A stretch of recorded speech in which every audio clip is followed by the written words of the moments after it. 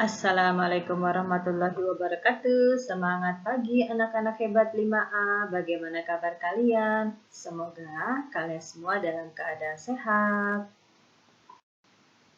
Sebelum belajar, mari kita berdoa.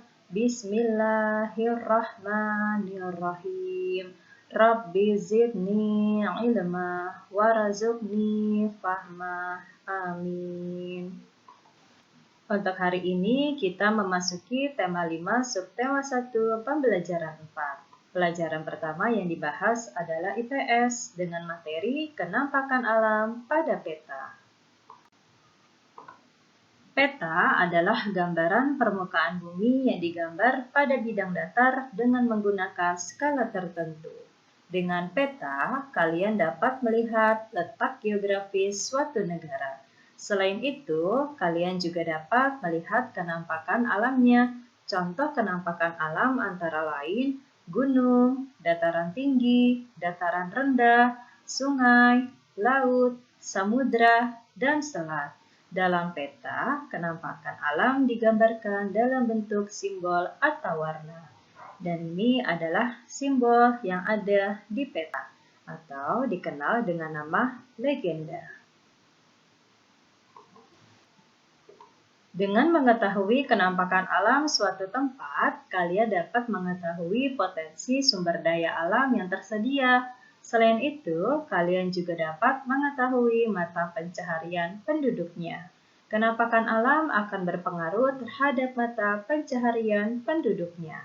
Sebagai contoh, penduduk di dataran rendah biasanya bermata pencaharian sebagai petani dan buruh pabrik. Hal ini berbeda dengan penduduk di daerah pantai.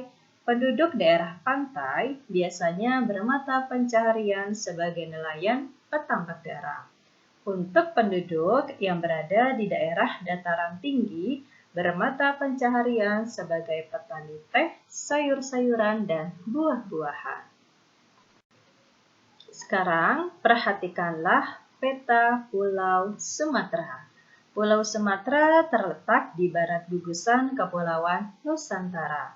Berbagai kenampakan alam di Pulau Sumatera berupa dataran tinggi, gunung, sungai, dan danau.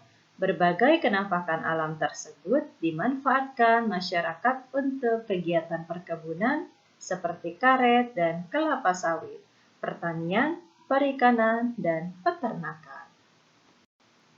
Kita lanjutkan dengan pelajaran kedua PPKN dengan materi upaya mempertahankan persatuan dan kesatuan bangsa Indonesia. Bangsa Indonesia pernah dijajah selama ratusan tahun oleh bangsa lain. Selama penjajahan, banyak rakyat yang menderita dan sengsara.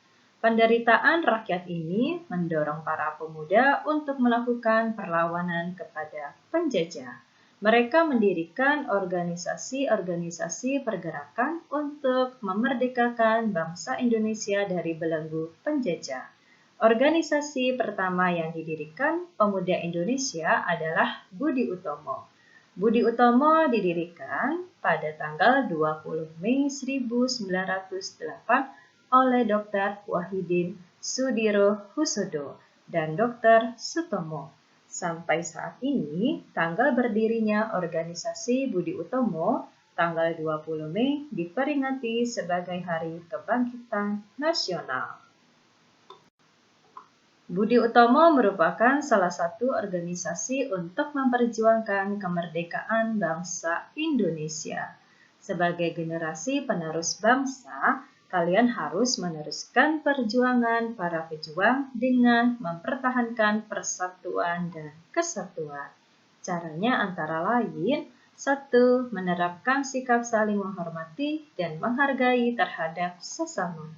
2. Menghargai hak dan kewajiban antar sesama. 3. Menerapkan budaya gotong royong dalam melakukan berbagai kegiatan kehidupan sehari-hari.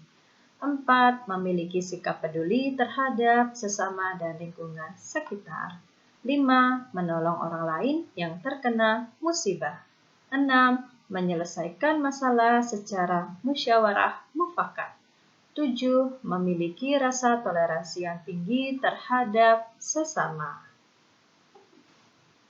Pelajaran ketiga, Bahasa Indonesia dengan materi menguraikan informasi penting dalam bentuk peta pikiran.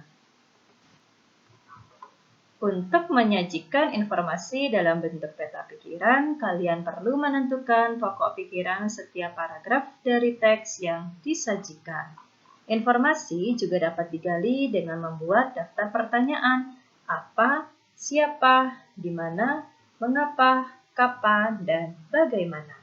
Setelah menentukan ide pokok dan jawaban dari pertanyaan-pertanyaan yang diajukan, kalian dapat menuliskan informasi ke dalam suatu peta pikiran. Pembahasan materi hari ini sudah selesai, kita lanjut dengan tugas tema. Tugas tema pertama, IPS, ada 4 soal yang harus kalian jawab dengan tepat. Tugas kedua, PPKN, anak-anak hebat, jawablah 4 soal berikut dengan tepat. Tugas yang ketiga, Bahasa Indonesia, bacalah teks berikut dengan saksama, berjudul Metamorfosis Kupu-kupu. Setelah membaca teks Metamorfosis Kupu-kupu, carilah informasi penting bacaan tersebut, kemudian sajikan dalam bentuk peta pikiran. Untuk format jawaban Bahasa Indonesia seperti yang Ibu contohkan. Tugas terakhir adalah PLBJ. Pertama, kalian bacalah buku teks PLBJ halaman 91 sampai dengan 99 dengan saksama.